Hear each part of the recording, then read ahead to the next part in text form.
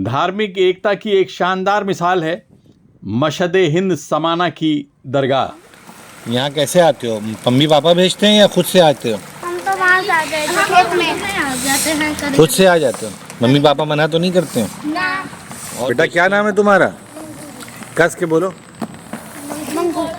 मंगू। हाँ जी। बेटा कहाँ पढ़ते हो? हर गोविंद स्कूल में। हर गोविंद सिंह स्कूल में? हर भगवान एसएससी स्कूल में। अच्छा अच्छा। तो यहाँ कब से आ रहे हो? यहाँ से हाँ। हम तो 4 बजे। नहीं, यहाँ कब से आ रहे हो? कितने दिन साल हो गए? आज अंकल पहले तो होते थे और 2-4 दिन पहले आते थे। पहले आते थे? हाँ पहले आते थे सेवा करने। यहाँ क्या करने आते हो? सेवा करने आते हैं। यहाँ पास में तो आओ दोस्त। सेवा करने आते हैं। हैं? सेवा करने आते हैं। सेवा करने आते हैं? हाँ जी। ये 10-12 साल के बच्चे हर गुरुवार यानी जुमेरात के दिन यहाँ आकर इस दरगाह की साफ सफाई करते हुए आपको मिल जाएंगे।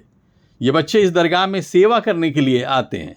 आपको इनके नाम सुनकर ताज्जुब होगा कि इसमें से कोई भी मुस्लिम नहीं है।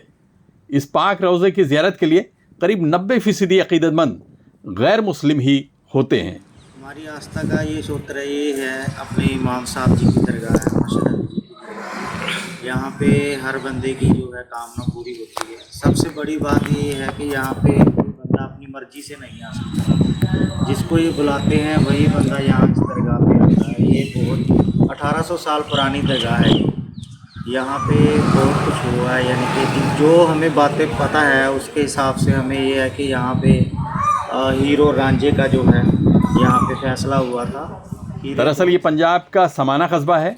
ये दरगाह इमामजादे हज़रत सैयद मशहद अली रहमतुल्लाह अलैह की है, जो हम सभी के 8वें इमाम अली रज़ा अलैहिस्सलाम के बेटे थे।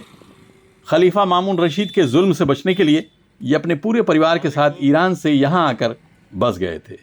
ये बात आज से 1200-1300 साल पहले की है। ये उन्हीं का रोज़ा है जिसे मशहद हिंद समाना के नाम से जाना जाता है। यहाँ की तारीख़ को जानने के लिए प्रेस 9 न्यूज़ के रिपोर्टर हाकिम अब्बास ने दरगाह में मजहबी जिम्मेदारी संभाल रहे मौलाना शबाहत हुसैन नकवी साहब से बात की। ये समाना के बारे में थोड़ा सा बताएं, जिसके बारे में मैं आपको शॉर्ट में पहले मैं औलाद इमाम के बारे में बता देता हूँ। शॉर्ट में बता रहा हूँ। तादाद औलाद इमाम, ठीक है। इमाम अली रज़ा अलैहिस्सलाम की औलाद की जो तादाद बताई गई है उसमें सख्त इख्तिलाफ है, ठीक है जी। अल्लामा मजलिसी ने बिहारुल अनवार में कई अक़वाल नकल किए हैं और करने के बाद में तहरीर फरमाया है कि इमाम अली रज़ा अलैहिस्सलाम के 2 फर्जंद थे, इमाम मोहम्मद तकी अलैहिस्सलाम और मूसा, यानी जिनको मूसा मुबर्रका कहते हैं जी। अनवार नअमानिया में और अनवार हुसैनिया में 3 औलाद मरकूम हैं, ठीक। नूरुल अफसार में, जन्नतुल खुलूद में और रोज़तुल अहबाब में आपकी औलादों की तादाद 5 बताई गई है जनाब जी। और एक बेटी मुश्तमिल है उसमें, ठीक है। कंसुल असबाब में है कि आपके 8 लड़के हैं, किसके? इमाम अली रज़ा अलैहिस्सलाम के। इमाम मोहम्मद तकी, हादी, अली नकी और हुसैन, याकूब, इब्राहीम, फजल और जाफर थे, ठीक है। शेख मुफीद अलैहिर्रहमान ने इरशाद फरमाया है कि अल्लामा तबरीसी भी हैं उनमें, क्या नाम है कि काजी नूरुल्लाह शूस्तरी भी हैं और मजालिसुल मोमिनीन में रकम किया है। ये सब के आपकी औलादों में इमाम मोहम्मद तकी अलैहिस्सलाम के अलावा कोई नहीं था। इब्न शहर आशूब ने भी तहरीर यानी कि तहरीर करते हुए फरमाया है कि आपके फर्जंद सिर्फ इमाम मोहम्मद तकी अलैहिस्सलाम थे। शेख अब्बास खुम्मी ने भी तहरीर किया है कि मोहम्मद तकी के अलावा इमाम रज़ा अलैहिस्सलाम के कोई और फर्जंद ना था। फिर उसके बाद में असल में ये जो माने जाते हैं ये अल्लामा मजलिसी ने जो बिहारुल अनवार में नकल किया है ना, इमाम अली रज़ा अलैहिस्सलाम के 2 फर्जंद थे, कौन से? इमाम मोहम्मद तकी और मूसा मुबर्रका। तो मूसा मुबर्रका की नस्ल से ये 4थे या 5वें फर्जंद हैं जो सरज़मीन हिंदुस्तान पर मशहद मुक़द्दस से होते हुए और पंजाब की सरजमीन पर आकर दफन हुए हैं, कि जिनको सैयद अली के नाम से मखसूस किया गया है, जिनको मशहद अली कहा जाता है, ठीक है जनाब जी। और जिनके ये रोज़े मुबारक है। आप मेरी मुकम्मल बात समझ गए हों और समझ गए होंगे, ठीक है। तो ये इमाम अली इस्लाम के पोतों में शामिल है हुजूर वाला जी, ठीक है। और खून होता है, वो चाहे पोता हो या बेटा हो, हमारे लिए बाइस इफ्तिखार है और हमारे लिए बाइस एहतराम है, क्योंकि इमामजादे हैं और इमामजादे का एहतराम हमारे लिए सैयदजादे का एहतराम हर सूरत में हमारे ऊपर वाजिब है। और इस सरजमीन का नाम के जिसको पंजाब कहते हैं, ये भी सुनने में आया है कि इसको पंजाब फारसी का लफ्ज़ है और इसको भी इमामजादे ने मखसूस किया था। جس جگہ پر یہ روزہ مقدس بنا ہوا ہے اس جگہ کا نام محلے کا نام امام گڑھ ہے، اور یہ ایک قدیمی قبرستان ہے جو سادات اکرام کا سن 43 سے پہلے یہاں پر سب سادات رہا کرتی تھی سمانہ کے اندر، سمانہ سادات کے نام سے مشہور تھا یہ جی اور یہ وہ مقام ہے کہ جیسے اب یو پی کے اندر مرکز ہے نا کہ لکھنؤ، ایسی پنجاب کے اندر سمانہ سادات جو تھا وہ مرکز تھا شیعہ حضرات کا، جی بہت سارے قدیمی امام بارگاہ اور مساجد وغیرہ حسینیہ سب یہاں پر موجود تھے۔ جب سن 47 کا بٹوارا ہوا اور یہاں سے لوگ چلے گئے تو کیونکہ وارث نہیں بچے تھے تو جس کا جو قبضہ ہوا اس نے وہاں پر قبضہ کر لیا، کچھ امام بارگاہ، کچھ مسجدیں، کچھ نے گھروں میں تبدیل کر لیں، کچھ نے مندروں میں، کچھ نے گردواروں میں، کچھ نے اسکولوں میں تبدیل کر لیں، ورنہ تو یہ سب سادات اکرام کا کیا نام ہے حق تھا اور انہی کی سرزمین تھی، یہاں پر وہی رہا کرتے تھے، وہی سکونت پذیر تھے جناب عالی۔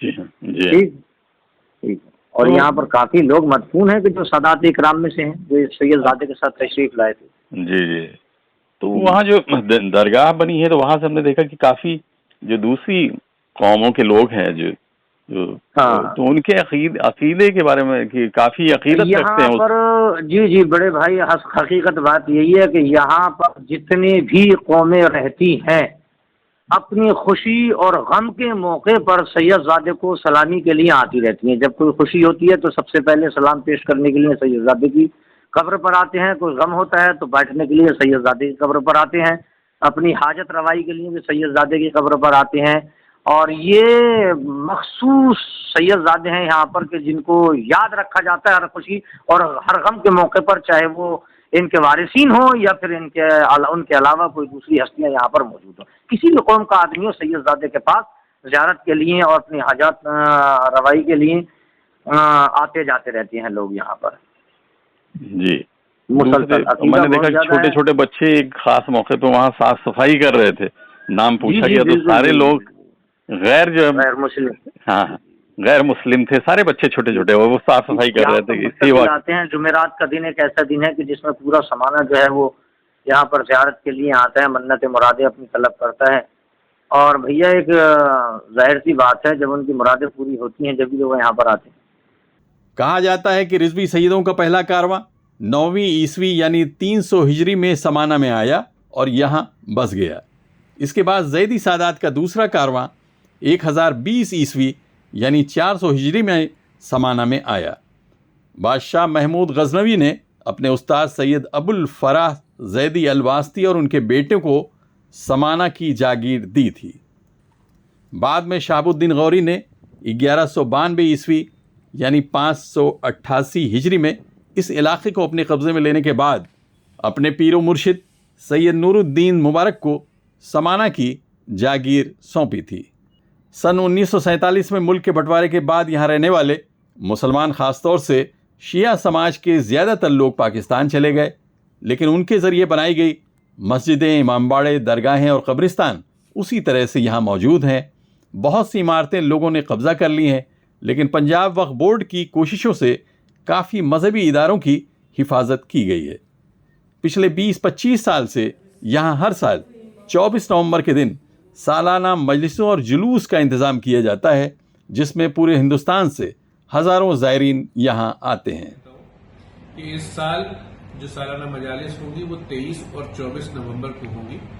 وقف بورڈ اس بات کے لیے پہلے بھی وہاں پہ سارے انتظامات کرتا رہا ہے اور اس بار بھی سارے انتظامات کرے گا۔ اس بار ہم اور زیادہ کوشش کریں گے کہ پچھلے سال سے زیادہ بہتر طریقے سے اس کا انعقاد ہو۔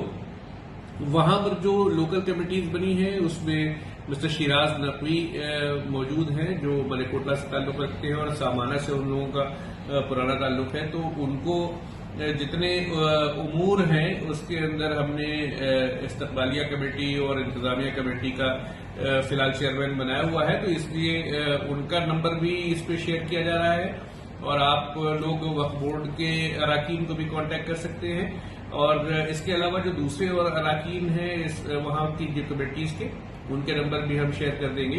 تو میں آپ سبھی لوگوں سے درخواست کرتا ہوں کہ جس جوش و خروش کے ساتھ آپ سبھی لوگ یہاں پر شامل ہوتے رہے ہیں اسی جوش و خروش کا مظاہرہ کیجیے اور تشریف لائیے پنجاب میں اور ہمیں خدمت کا موقع دیجیے۔ شکریہ۔ اس موقع پر یہاں کے ایک پرانے امام باڑے سے ماتمی جلوس نکل کر درگاہ آتا ہے، اگر کوئی زائرین پیدل جانا چاہے تو امام باڑے تک پہنچنے کی دوری بہت لمبی ہو جائے گی، جس سے زائرین کو بہت پریشانی اٹھانی پڑے گی۔ ایسے موقع پر یہاں کے غیر مسلم سماج کے کچھ لوگ اپنے گھروں کو کھول دیتے ہیں، جس سے سبھی لوگ درگاہ سے امام باڑے تک بہت آسانی سے پہنچ جاتے ہیں۔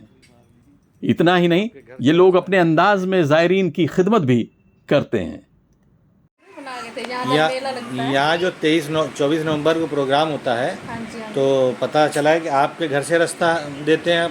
हाँ जी हाँ जी, जितने मर्जी लोग जाएं, हमें कोई दिक्कत नहीं होती। जितने मर्जी लोग, जितने मर्जी जाएं। कितने आदमी, कितने लोग आते होंगे? यहाँ लाखों भी हो जाते हैं कभी कभी तो। लाखों? हाँ जी हाँ जी। सब आपके घर से होके जाते हाँ हैं? जी, इधर बैठे रहते हैं, सोते हैं, खाते पीते, जो मर्जी नहाए धोए, जो मर्जी करें। उनके सब आपके घर में? हाँ जी हाँ जी, हम और बाहर आप- बैठ जाते हैं। आप बाहर बैठ जाते हाँ हैं? जी हाँ जी, ये कोई बात नहीं, हमें कोई फर्क नहीं पड़ता है। जब भी आए जी सबके, जब भी आधी रात को भी आए हम मना नहीं करते। वैसे भी कोई आ जाए 10, 12, 15, 50 आधी रात को आ जाए, हम मना नहीं करते कभी भी। कभी भी मना नहीं कभी करते? मना नहीं करते। हमेशा अपने घर से रास्ता हाँ देते जी हैं? हाँ जी, यही से जाते हैं। यहाँ इमाम बाड़े पे आप लोग आने वाले ज़ायरीनों के लिए हाँ जी हाँ जी। बहुत हाँ जी। मोहब्बत करते हैं। हाँ, उनका है सब कुछ, हमारा क्या है। इस इलाके में आपसी भाईचारे की आपको इतनी मिसालें देखने और सुनने को मिलेंगी कि आप ये सोचने के लिए मजबूर हो जाएंगे कि काश एकता और भाईचारे का ये माहौल हमारी बस्तियों में भी आ जाता तो कितना अच्छा होता। Abid नकीब, press 9 news, Mumbai.